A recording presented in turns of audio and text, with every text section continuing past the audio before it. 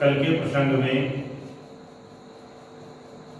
हम लोगों ने श्रीमद् भगवद गीता द्वितीय अध्याय के माध्यम से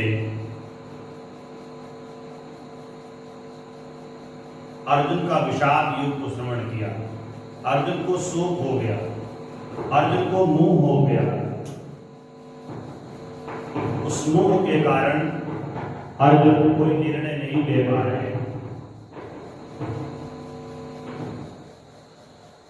भगवान कई सिद्धांतों के द्वारा बार बार समझाने का प्रयास कर रहे हैं, लेकिन अर्जुन का शोक खत्म नहीं हो रहा, समाप्त नहीं हो रहा है।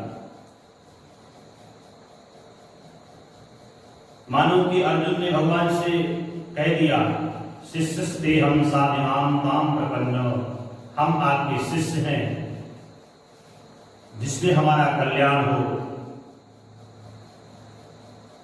उसी का प्रयोग आप करें, उसी वही उपाय करें। और जब शिष्य अपने गुरुदेव की शरणागति को प्राप्त हो जाता है तो गुरुदेव तो कृपा करते ही करते हैं, निश्चित करते हैं। या भक्त भगवान की जब शरणागति को प्राप्त हो जाता है तो भगवान भी कृपा करते हैं।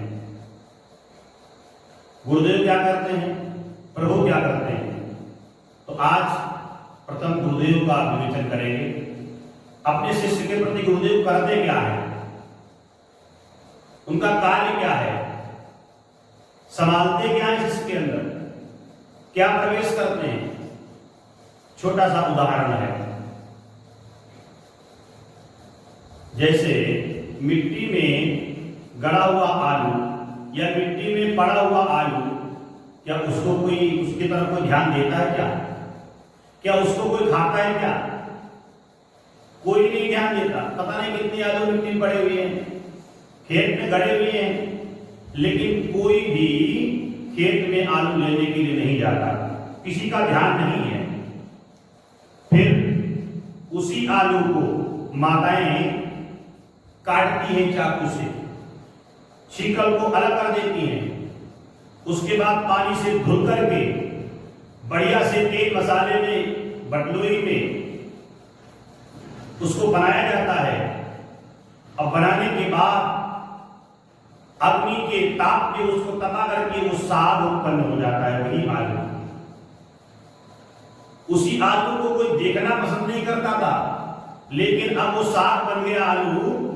उसी आलू को खाने के लिए लोग पंक्तिबद्ध खड़े हुए हैं, थोड़ा साग मुझे भी देना, थोड़ा साग मुझे भी देना।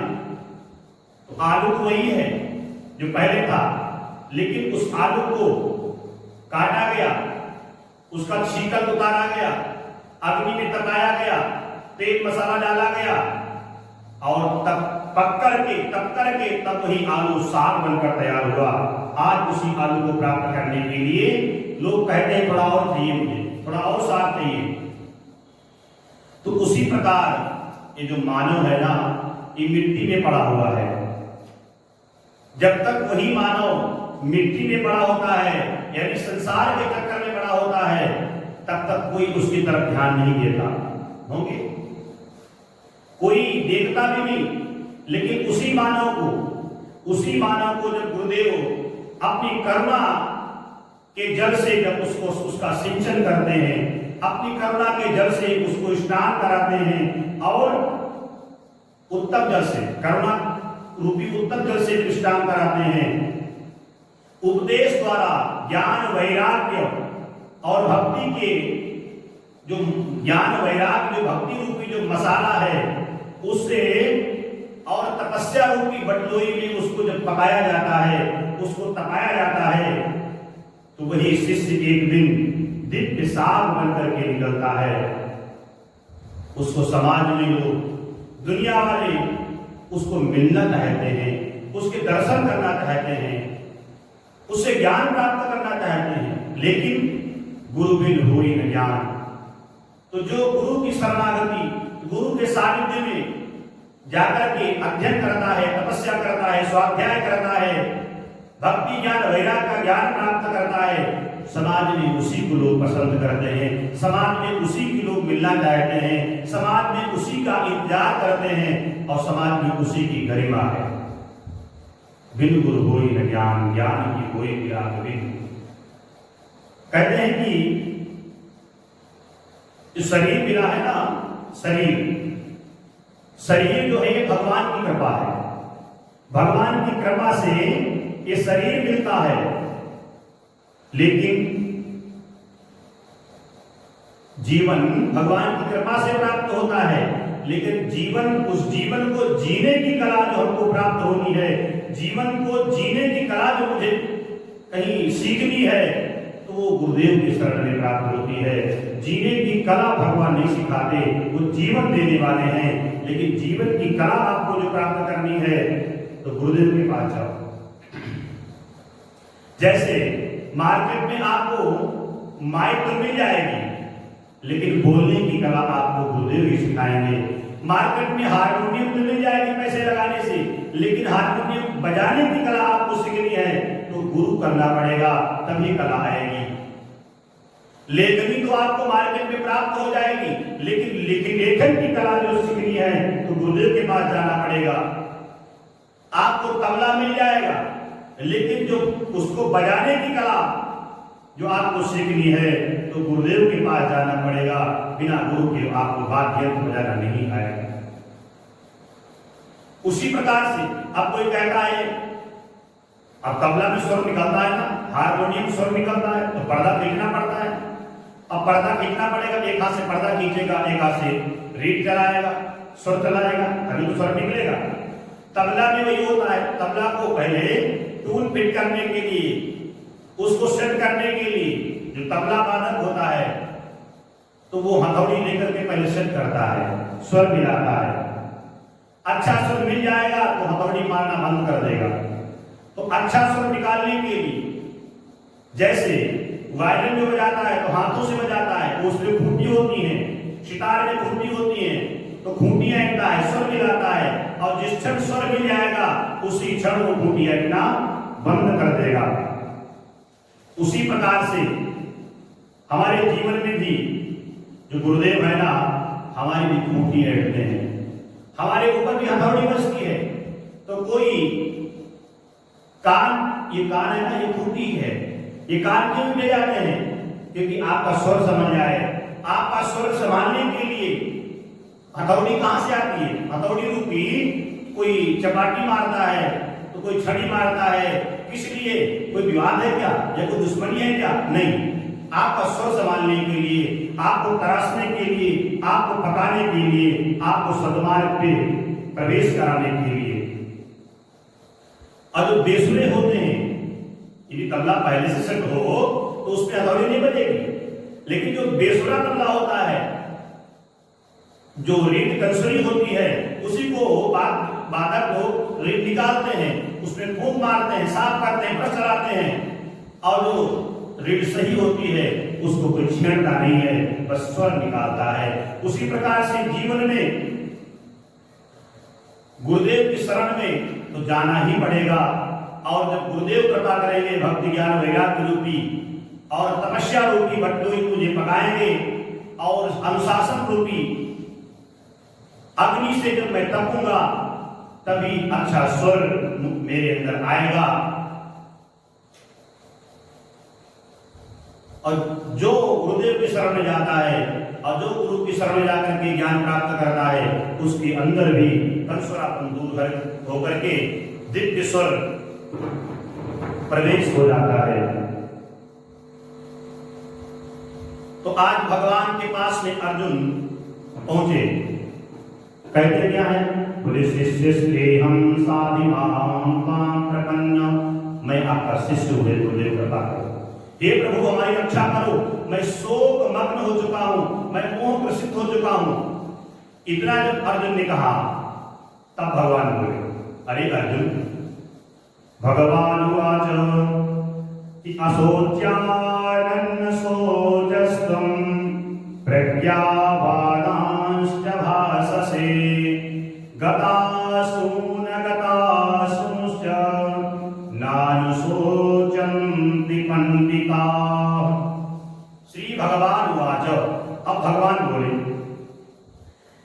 देखिए श्लोक का पदच्छेद क्या है।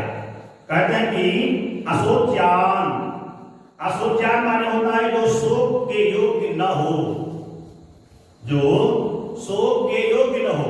विद्वान लोग शोक योग्य नहीं होते, वो शोक नहीं करते, मोह नहीं करते। और अन्न सोचा, कहते हैं कि अन्न सोचा, शोक करते हो, आप शोक के योग्य नहीं हो लेकिन तब भी शोक करते हो। तुम माने तुम प्रज्ञावादान माने पांडित्यपूर्ण बातें, बातें तो पांडित्यपूर्ण करते हो, विद्वानों की जैसी बातें करते हो, लेकिन शोक तब भी कर रहे हो। और भाषसे माने कहते हैं, गत माने चले गए हैं, कहां? बोले शोक को रहित माने अशून माने प्राण, अशून, अशून माने प्राण, और असुर, असुर माने जो प्राणी को मारने वाला होता है वो असुर। तो कहते हैं अगत माने नहीं, नहीं गए, असुर माने प्राण, च माने भी, न माने कहीं नहीं, अनुशोचंती माने शोक करते हो, पंडिता माने विद्वान लोग। कहने का तात्पर्य है कि भगवान ने कहा हे अर्जुन तुम बातें तो पांडित्यपूर्ण करते हो लेकिन फिर भी शोक करते हो। जो और शोक ऐसा जो शोक करने योग्य नहीं है, जो शोक करने योग्य हो तो चलो ठीक है, लेकिन ये शोक करने योग्य बातें नहीं है। और जो विद्वान होते हैं अर्जुन, वो न तो जीवित के बारे में सोचते हैं और न मरने वाले के बारे में सोचते हैं। क्यों? ऐसा क्यों? तो भगवान ने कहा कि देखिए दूसरे श्लोक में, अगले श्लोक में बात आती है कि नत्तेवाहं जातुनासं नत्वं नेमे जनाधिपाः न चैव न भविष्यामः सर्वे वयमतः परम्। सब न माने नहीं, तू माने लेकिन, एव माने निश्चय ही, अहम माने मैं, जात माने किसी काल में, न माने नहीं, आशम माने था, आशम माने किसी काल में मैं नहीं था, जात तो न आसम, तब माने तुम, न माने नहीं, इवे माने ये सब, इवे ये सब दोनों सेनाएं, जन अधिपाह माने राजागण, जनाधिपाह, न माने कभी, च माने भी, एव माने निश्चय ही, भविष्यामा माने रहेंगे, ये माने अभी भी नहीं है और न थे और भविष्य में भी नहीं रहेंगे। सर्वे वयम हम सब, अतः परम इससे आगे। भगवान कहते हैं अर्जुन ऐसा कभी नहीं हुआ है किसी काल में मैं न रहूं, किसी काल में मैं न रहूं, वर्तमान में मैं हूं, भूतकाल में मैं था, भविष्य काल में मैं रहूंगा। अथवा ये समस्त ये जो आपके राजागण हैं, आपके पिता, ताऊ, चाचा, मामा, फूफा, साले इत्यादि जो आपके मित्रगण हैं, सैनिक गण हैं, सेनापति गण हैं, ये रहें या न रहें, लेकिन मैं वर्तमान में हूं, भविष्य में भी रहूंगा और भूतकाल में भी था। ऐसा कभी नहीं हो सकता कि हम लोग अब भी हैं और भविष्य में भी रहेंगे और भूत में भी थे। कहते हैं तो भगवान, बोले भगवान नित्य है। कठोर उपनिषद में एक श्लोक आता है कि नित्यो नित्यानां चेतनश्चेतनानां एको बहूनां यो विदधाति कामान् तमातमस्तं यो रूपस्यन्ति धीरास् तेषां शान्ति शाश्वतो नेतरेषां। ये श्लोक कठोपनिषद का है। तो कहते हैं कि भगवान ने कहा है कि वेदों में जो उपनिषद है, वेद फिर उपनिषद, वेद के बाद उपनिषद है, तो कहते हैं कि जो श्वेताश्व उपनिषद में कहा गया है कि जो भगवान असंख्य जीवों के कर्मफल के अनुसार अपनी अपनी परिस्थितियों में पालक है। भगवान हर व्यापक सर्वत्र समाना ईश्वरा कल्विदम ब्रह्म वो हर जगह व्याप्त है, लेकिन अब देश काल परिस्थिति के अनुसार व्याप्त है। जैसा जीव वैसा परमात्मा, जैसा वृक्ष वैसा परमात्मा, हर जीव में विद्यमान है। तो कहते हैं वही भगवान अंश रूप में हर जीव के हृदय में वास करते हैं, कहीं जाते नहीं है। और न केवल साधु पुरुष और न एक ही ईश्वर को, साधु पुरुष ही वो इस ईश्वर को, जो संत पुरुष होते हैं वो परमात्मा को अंदर और बाहर देख सकते हैं। बाकी सब अदृश्यमान परमात्मा को दिखता नहीं, लेकिन जो संत पुरुष होते हैं, जो वैज्ञानिक होते हैं, जो ऋषिगण होते हैं, जो महात्मा होते हैं, उन्हीं को भगवान दिखता है बाहर और भीतर। इसलिए वो पूर्ण शाश्वत है, और जो देख लेता है एक बार उसी को शांति प्राप्त हो जाती है। और अगले श्लोक में कि देहिनोऽस्मिन् यथा देहे कौमारं यौवनं जरा तथा देहांतर प्राप्तिर् धीरस्तत्र न गृह्यति। देहिना, देहि माने देह माने शरीर और देहि माने आत्मा। तो लोग कहते हैं ना, एक कहावत है, लोग कहते हैं देही खुजली हो रही देही में, तो देही में खुजली नहीं होती, ये देह में खुजली होती है। ये देह शरीर है और देही उसमें रहने वाला जो आत्मा है वो देही है। तो कहते हैं देही कहा, और देहिना कौन है? बोले शरीरधारी कौन? आत्मा है। शरीर धारण करने वाली आत्मा तो है, वस्त्र पहनने वाले तो हम ही तो हैं। जैसे हम वस्त्र बदलते हैं उसी प्रकार से आत्मा भी वस्त्र बदलती है। तो कहते हैं कि देहिना शरीरधारी की, अस्मिन माने इसमें, यथा माने जिस प्रकार, देह माने शरीर में। अब देखिए देह आ गया शरीर में।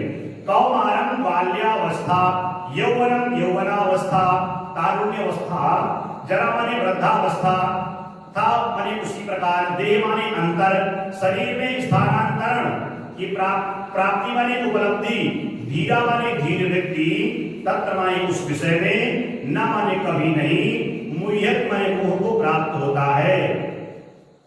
इतने लोग यहाँ विराजमान हैं, ये जो बता सकता है जो स्वभाव आपका छोटे पे था, अब धीरे धीरे कब युवा हो गए, कब बड़े हो गए, किसी को पता है? हम कब जवान हो गए या कब बुढ़े हो गए? ये शरीर का क्रम है, आत्मा का नहीं। अरे देखो, बड़ा होना, छोटा होना और मर जाना, जल जाना, कट जाना, ये शरीर का है, दोष है। आत्मा न मरती है और न कटती है, न जलती है, न डूबती है।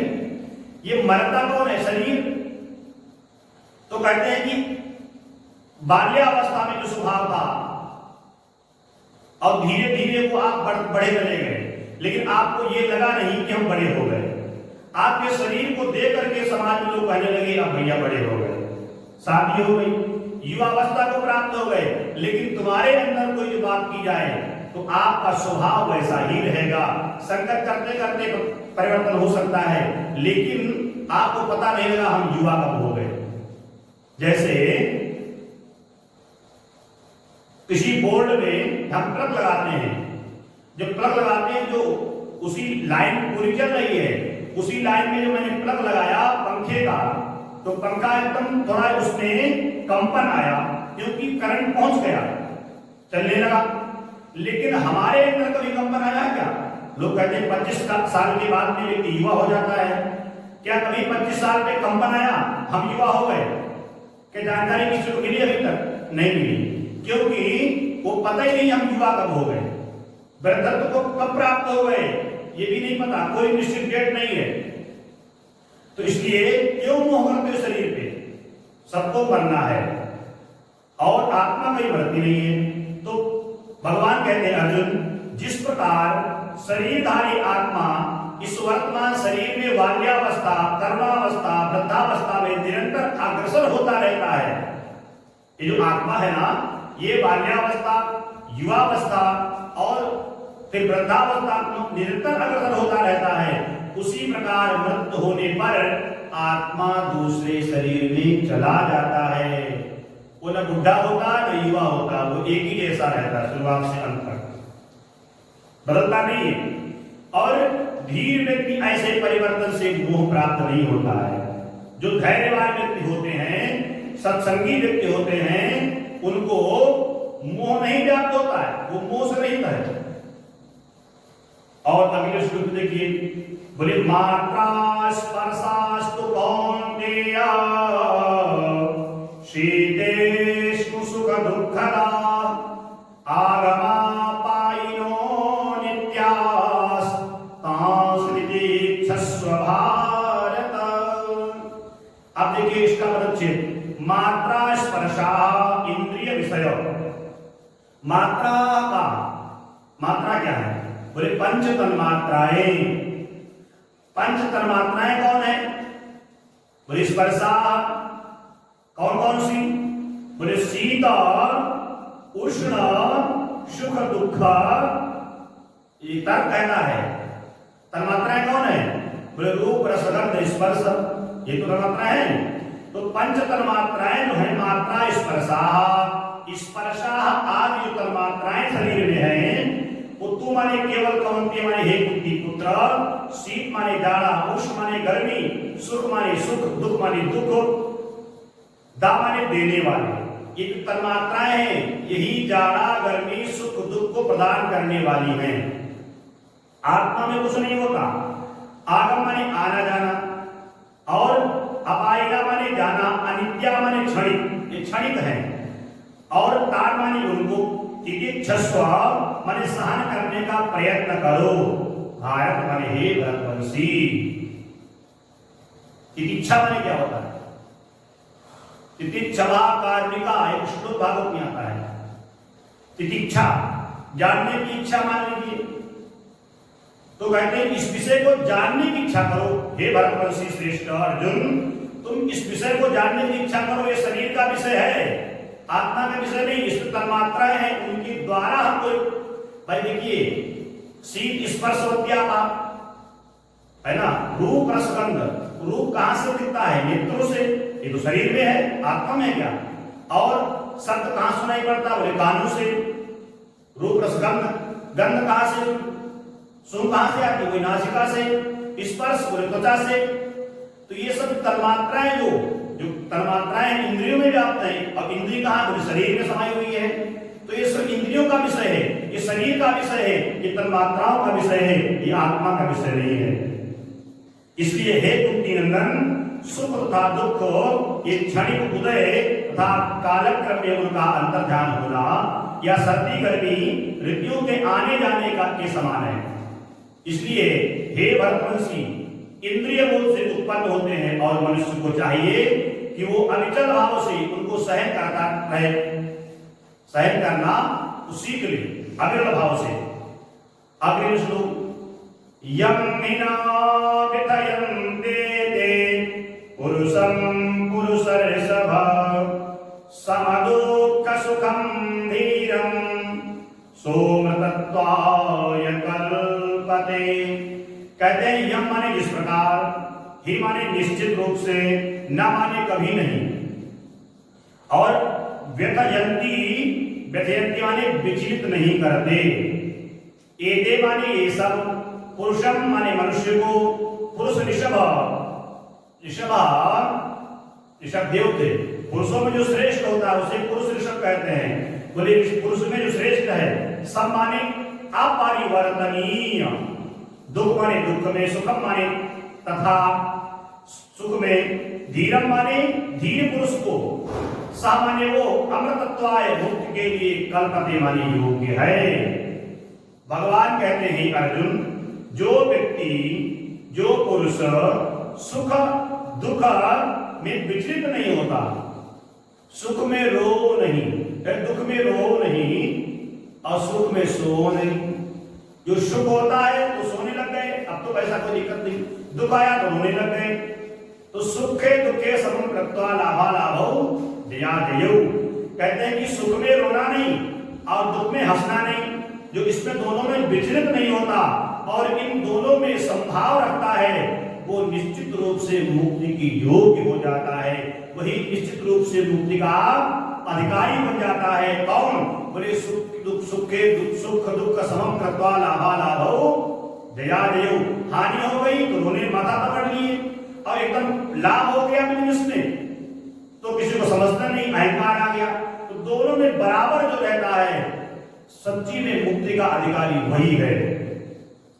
अगले श्लोक में कि ना सतो विद्यते भावो ना भावो विद्यते सतः उभयोरपि दृष्टोऽन्तस्तनयोस्तत्त्वदर्शिभिः। कहते ना माने नहीं, इसका देखिए श्लोक का पदच्छेद। ना माने नहीं, असता माने असत का, विद्यते माने है, विद्यमान है, भावा माने चिरस्थायित्व, न माने कभी नहीं, अभाव माने अपरिवर्तनशील गुण, विद्य माने है, सता माने शाश्वतता, उभयो माने दोनों, अभि माने ही, दृष्ट माने देखा गया, अंता माने निष्कर्ष, त्रि माने तू माने निसंदेह, अनयो माने इनका, तत्व माने सत्य के, दर्शनी भविष्य दृष्टा द्वारा। तत्व, तत्व क्या है? कहते तत्व परमात्मा है। तत्व तत्, हम लोग कहते हैं हरिओम तत्सत, तत्सत, जो तत् है वही सत है, वही परमात्मा है, वही तत्व है। उस तत्व को जानने वाला कौन है? बोले दर्शनी भविष्य दृष्टा, जो भगवान को जानने वाला है। भगवान कहते हैं अर्जुन, तत्वदर्शियों ने जो ये निष्कर्ष निकाला है, असत एवं भौतिक शरीर का जो कोई चिरस्थायी तो नहीं है, किंतु सत, आत्मा सत्य है, परमात्मा सत्य है। तो कहते वो अपरिवर्तित रहता है। और उन्होंने इन दोनों की प्रवृत्ति के अध्ययन द्वारा ये निष्कर्ष निकाला है। किसने? बोले किसने निकाला है? बोले दर्शनी भविष्य दृष्टा ने। इसलिए इस विषय को जानो। अविनाशी तु तद्विद्धि येन सर्वमिदं ततं विनाशमव्ययस्यास्य न कश्चित् कर्तुमर्हति। अविनाशी, विनाश माने विनाश हो जाना, अविनाशी माने विनाश रहित, तू माने लेकिन, तत् माने उसे, विद्धि माने जानो, एक माने जिससे, सर्व माने संपूर्ण शरीर को, इदम माने ये, ततम माने परिव्याप्त, विनाशम माने विनाश, अव्यस नाश हो जाना, अव्यस्त माने अविनाशी, अस्य माने किम, न माने न कश्चित् माने कोई भी नहीं, कर्तुम माने करने योग्य, अर्हति माने समर्थ। कहते हैं जो सारे शरीर में व्याप्त है, जो आत्मा पूरे शरीर में जो व्याप्त है, उसे ही तुम अविनाशी समझो। उसको, जो पूरे शरीर में व्याप्त है, उसको तुम अविनाशी समझो। उस अव्यक्त आत्मा को नष्ट करने में कोई भी समर्थ नहीं है। जब उस आत्मा को मारने में कोई समर्थ नहीं है, तो तुम कौरवों को कैसे मारोगे अर्जुन? वो नित्य है, वो सत्य है, वो शाश्वत है, वो कभी मर नहीं सकता। अंतवंत इमे देहा नित्यस्योक्ता शरीरिणः अनाशिनो प्रमेयस्य तस्मायुद्धस्व भारत। कहते हैं कि अंतवंत, अंतवंत माने नाशवान, इन्हें माने ये सब लोग, ये नाशवान है। देहा माने शरीर, भौतिक शरीर, आत्मा कोई मरेगी नहीं और शरीर बचेगा नहीं, ये तो मर ही जाना है। तो शरीर को नष्ट करो। और नित्यस्व माने नित्य स्वरूप, उक्ता माने कहे जाते हैं, शरीरना माने शरीर माने शरीर, और शरीरना माने देहधारी जीव का, अनाशिना माने कभी नाश न होने वाला, अप्रमेयस्य, अप्रमेय, प्रमेय माने क्या होता है? गणित में प्रमेय किसे कहते हैं? गणित में, मैथ में प्रमेय किसे कहते हैं? रेखा गणित में प्रमेय शब्द आता है क्या? तो कहते हैं प्रमेय शब्द आता है माप के लिए, माप नापने के लिए। तो कहते हैं जो प्रमेय है ना, ये नापने में काम आता है। तो कहते हैं कि ये अप्रमेयस्य, जो अपने ज्ञान के द्वारा न नापा जा सकता हो, वही परमात्मा, वही सत्य है। और तस्मात् माने अतः युद्धस्व माने युद्ध करो, भरत माने भारत माने हे भरतवंशी। कहते हे अर्जुन, अविनाशी अप्रमेय तथा शाश्वत जीव के भौतिक शरीर का अंत जो है असंभावी है।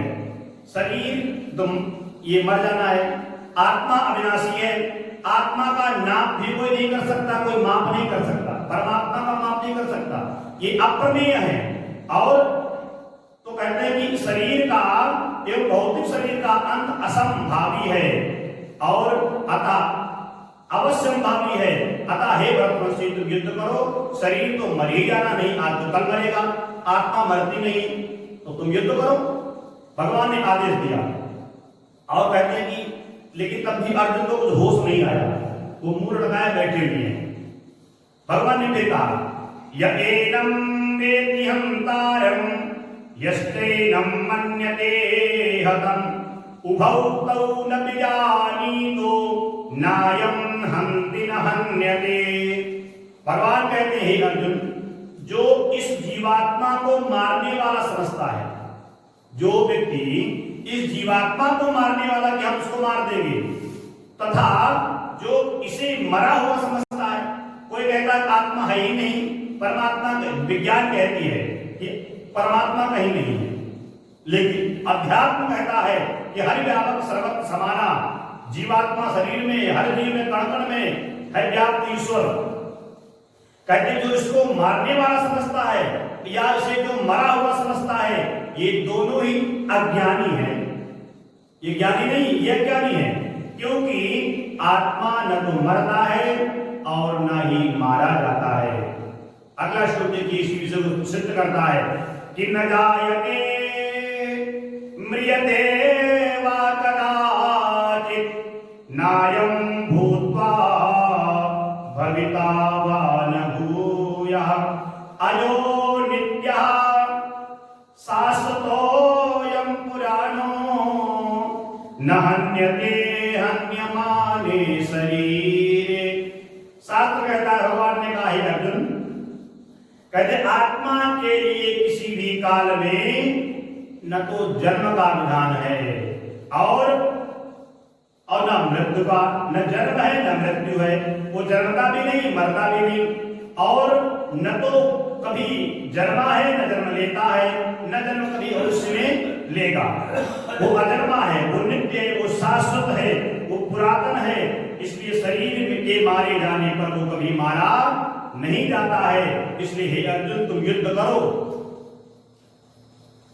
तो कहते हैं कि ये जो आत्मा है ये अजर है, शरीर ये नाशवान है, ये आत्मा कभी मरती नहीं, मरी मरी जात शरीर, पता नहीं कितनी बार शरीर मर चुका है, आत्मा वही है, चींटी में भी आत्मा वही है, हाथी में भी आत्मा वही है, कोई इसका वजन नहीं, कोई इसका आकार नहीं, ये अनुभव करने वाली बात है, इस पे अध्ययन नहीं कर सकते। भगवान का अध्ययन नहीं कर सकते, भगवान का अनुभव कर सकते हो, भगवान का चिंतन कर सकते हो, और लेकिन कहो भगवान के विषय में हम अध्ययन करें तो बात नहीं बनेगी। इसलिए भगवान के विषय में अध्ययन मत करिए, भगवान का अनुभव करो और भगवान का चिंतन करो, मनन करो, उनका जो चिंतन करके उनकी शरणागति को प्राप्त हो जाओ। और जब तक शरणागति नहीं, जैसे अर्जुन ने शरणागति ली, भगवान ने ब्रह्म ज्ञान प्रदान किया, इसलिए हम भी भगवान की शरणागति, गुरु की शरणागति को प्राप्त करें और निवेदन करें प्रभु जैसे आपने अन्य भक्तों का कल्याण किया उसी प्रकार से हमारा भी कल्याण करें। इन्हीं शब्दों के साथ आज वाणी को विराम।